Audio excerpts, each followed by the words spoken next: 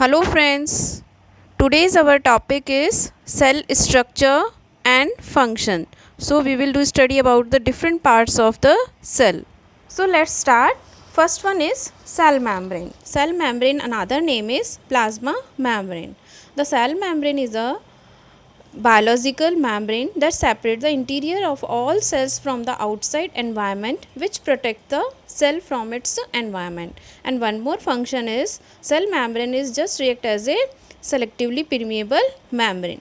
तो यहाँ पर तीन फंक्शन हो गए. फर्स्ट तो इंटीरियर जो मटेरियल है उसको आउटसाइड एनवायरनमेंट से सेपरेट रखना, सेकंड प्रोटेक्शन, और थर्ड जो है सेलेक्टिवली परमेएबल मेम्ब्रेन की तरह वर्क करना. उसमें ये क्या करता है कि कोई भी सब्सटेंस जो सेल से बाहर जा रहा है या सेल के अंदर जा रहा है उसका जो डिसीजन है वो सेल मेम्ब्रेन ही करते हैं. उसमें पोर्स प्रेजेंट रहते हैं और वही डिसाइड करते हैं कि कौन सा सब्सटेंस अंदर आना चाहिए और कौन सा बाहर जाना चाहिए. In bacterial and plant cell, there is one more outer covering, that is cell wall. It is attached to the plasma membrane. Now next one is cytoplasm. Cytoplasm ये क्या है, एक जेली लाइक सब्सटेंस होता है जो कि cell के अंदर फिल्ड रहता है. And this is the mainly composed of water, salts and protein. ये जो जेली लाइक साइटोप्लाज्म है इसकी फॉर्मेशन जो है इन तीन सब्सटेंस से ही होती है. इनके अंदर ही जो मेम्ब्रेन बाउंड ऑर्गेनल्स होते हैं वो इसी साइटोप्लाज्म के अंदर प्रेजेंट रहते हैं. The cytoplasm includes all of the material inside the cell and outside of the nucleus. यानी न्यूक्लियस के तो बाहर और सेल मेम्ब्रेन के अंदर जो मिडिल पार्ट हो गया वहाँ पर क्या प्रेजेंट होगा, साइटोप्लाज्म. तो इस तरीके से जो भी सेल ऑर्गेनल्स हैं यूकेरियोटिक सेल्स में, जैसे न्यूक्लियस हो गया, एंडोप्लाज्मिक रेटिकुलम हो गया, माइटोकॉन्ड्रिया हो गया, ये सभी कहाँ पर प्रेजेंट रहते हैं, साइटोप्लाज्म में. साइटोप्लाज्म में भी साइटोसॉल के अंदर प्रेजेंट रहते हैं. Now next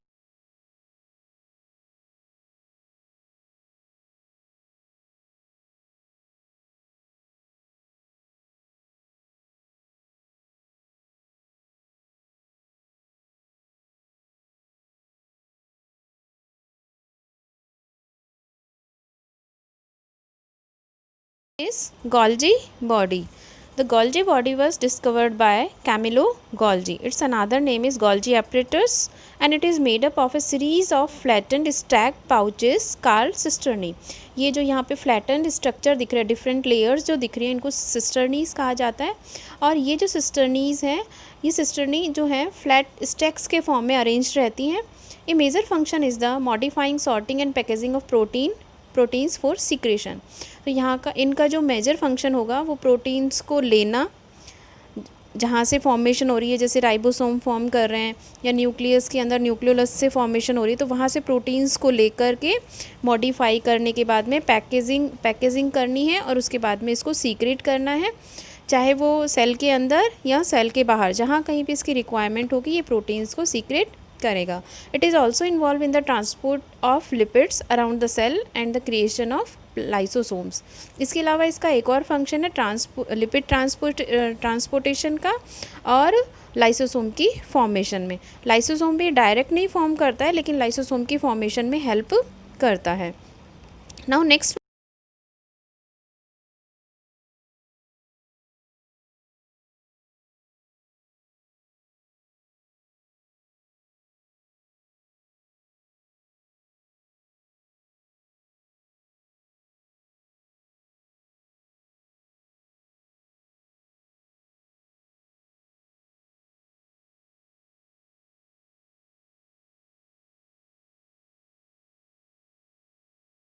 one is mitochondria.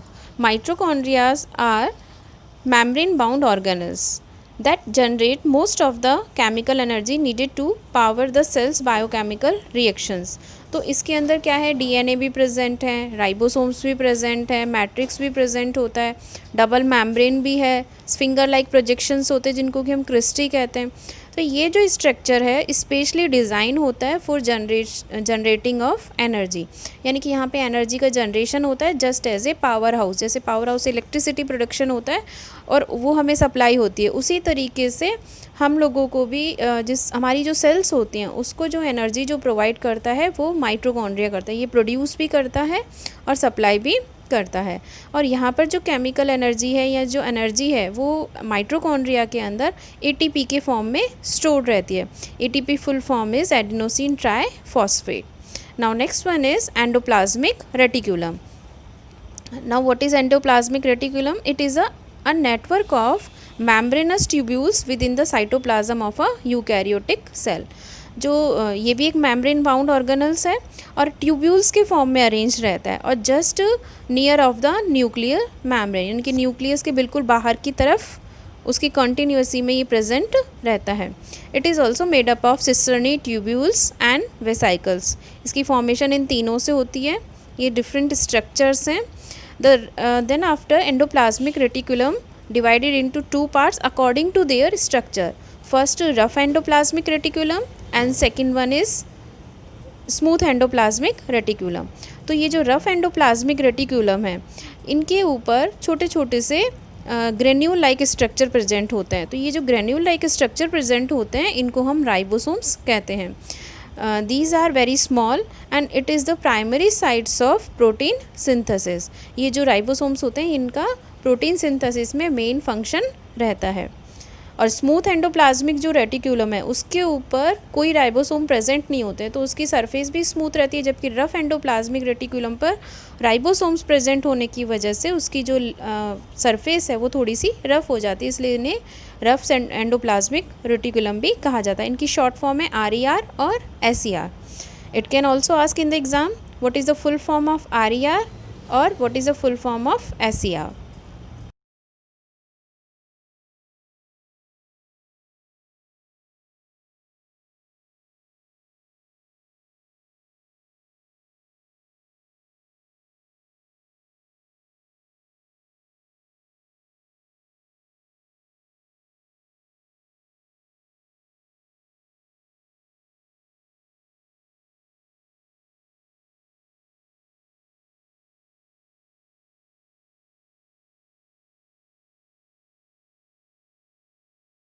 One is lysosomes. Lysosomes are formed by Golgi body in the budding form, and lysosomes are membrane bound cell organelles.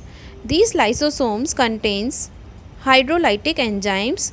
Whenever a cell or cell organelle gets worn out or malfunction, lysosome secretes the enzyme into the cell which destroy the useless cells. तो ये जो lysosomes होते हैं ये क्या करते हैं, जब भी कोई सेल प्रॉपर फंक्शन नहीं करती हैं या उनके फंक्शन में कोई प्रॉब्लम आना स्टार्ट हो जाती है तो ये क्या करते हैं, ये खुद ही अपने एंजाइम्स को सीक्रेट करना स्टार्ट करते हैं. इस हाइड्रोलाइटिक एंजाइम को सेल के अंदर सीक्रेट कर देते हैं और इससे वो सेल डिस्ट्रॉय हो जाती है. तो इस तरीके से वो अपने ही प्लेस को यानी अपनी ही सेल को डिस्ट्रॉय कर देते हैं. Because of this property these lysosomes are also known as suicide bags of the cell. तो इसीलिए इनको suicide bags of the cell भी कहा जाता है क्योंकि अपनी सेल को खुद ही डिस्ट्रॉय कर देते हैं. Now next one is ribosomes. Ribosomes are minute particles consisting of RNA and associated proteins that function to synthesize proteins. अब जो राइबोसोम्स हैं ये प्रेजेंट रहते हैं एंडोप्लाज्मिक रेटिकुलम की सरफेस पर और इनका जो मेन फंक्शन है प्रोटीन को सिंथेसिस करना. प्रोटीन सिंथेसिस इनका मेन फंक्शन है. इसके अलावा इनके ये जो राइबोसोम्स हैं ये RNA भी कंसिस्ट करते हैं.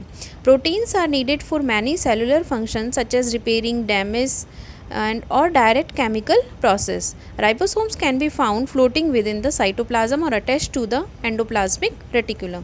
तो इनके जो फंक्शन है प्रोटीन सिंथेसिस के हैं और ये जो प्रोटीन जो है ये डिफरेंट प्रोसेसेस में, चाहे वो डैमेजिंग हो, उसकी रिपेयर करना हो या फिर किसी केमिकल प्रोसेस में डायरेक्ट भी इसका यूज़ होता है. और इसके अलावा ये साइटोप्लाज्म में फ्लोटिंग कंडीशंस में भी मिल सकते हैं या एंडोप्लाज्मिक रेटिकुलम की सरफेस पर अटैच्ड फॉर्म में भी मिल सकते हैं. Now next one is vacuole. Vacuole in biology a space within a cell that is empty of cytoplasm. यानी कि ये वैक्यूल वो प्लेस है जो कि साइटोप्लाज्म के लिए एक ब्लैंक स्पेस की तरह या एम्प्टी स्पेस की तरह वर्क करता है और इसमें एक फ्लूइड भरा रहता है.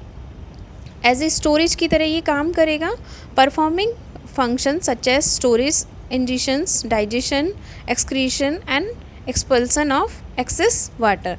तो इनका जो मेन फंक्शन है वो सेल के लिए स्टोरेज करना है, डाइजेशन करना है, और जो भी एक्सेस वाटर है या एक्सेस मटेरियल जो है उनको सेल से डिस्कार्ड भी करना है।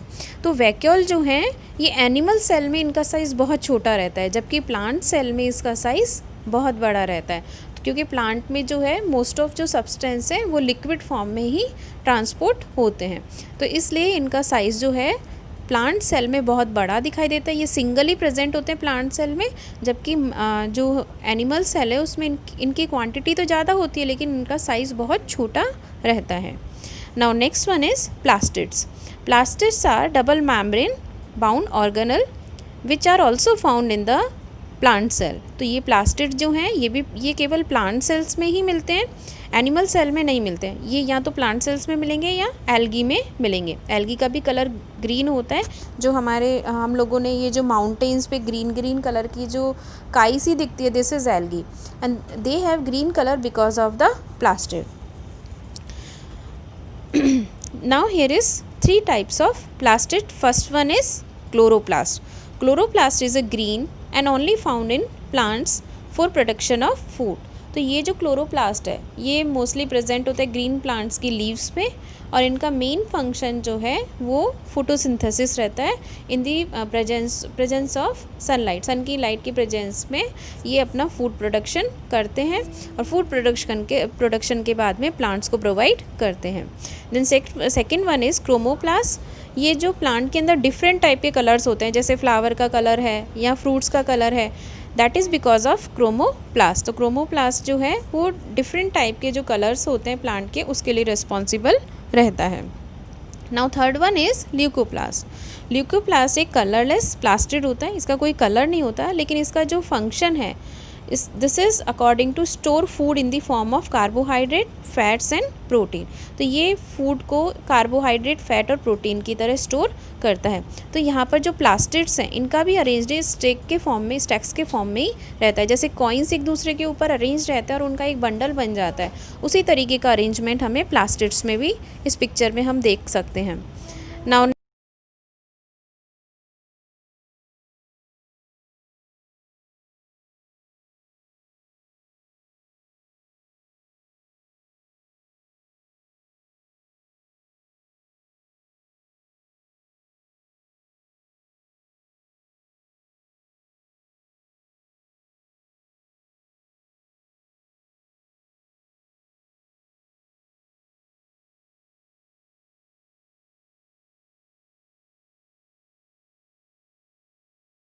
next one is nucleus.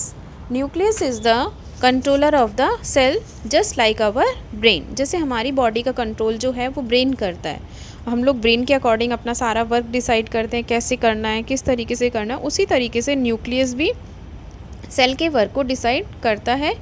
तो इसमें जो न्यूक्लियर जो है ये डबल मेम्ब्रेन से कवर्ड रहता है, जिसको कि हम न्यूक्लियर मेम्ब्रेन कहते हैं। Inside the nuclear membrane there is nucleoplasm, chromosomes and nucleolus. तो nucleoplasm as a liquid and chromosomes as a chromatin fibre, और न्यूक्लियोलस इसके सेंटर में प्रेजेंट रहता है। Then after nuclear pores are the site for the exchange of large molecules between the nucleus and the cytoplasm. तो यहाँ पे जो nuclear pores हैं ये प्रेजेंट है न्यूक्लियर मेम्ब्रेन पे, और ये एज ए एक्सचेंजिंग का काम करते हैं, ट्रांसपोर्टेशन का काम करते हैं न्यूक्लियोप्लाज्म से साइटोप्लाज्म में। तो वहाँ पर जो प्रोटीन फॉर्मेशन हो रही है, प्रोटीन्स और आरएनए का जो एक्सचेंज होता है वो होता है इस न्यूक्लियर पोर के through. Then after next function of the nucleus control the cell's growth and reproduction. जैसे जैसे सेल की ग्रोथ होती है तो उसको भी ये कंट्रोल करता है और रिप्रोडक्शन के प्रोसेस में भी हेल्प करता है। It is also responsible for protein synthesis, cell division and differentiation. तो ये जो न्यूक्लियस है ये सेल के डिवीज़न में, प्रोटीन के सिंथेसिस में और डिफ्रेंशिएशन में, यानी कि कौन सी सेल से कौन सी पार्ट की फॉर्मेशन होगी उसका जो डिफ्रेंशिएशन है ये भी न्यूक्लियस ही डिसाइड करता है। इसके अलावा जो production of ribosomes that is a protein factories in the nucleolus, यानी कि जो न्यूक्लियोलस जो है वो प्रोटीन की जो फैक्ट्री है यानी राइबोसोम्स जो हैं उनके प्रोडक्शन में भी हेल्प करता है। Okay, now in next class I will bring new topic. Okay friends, bye.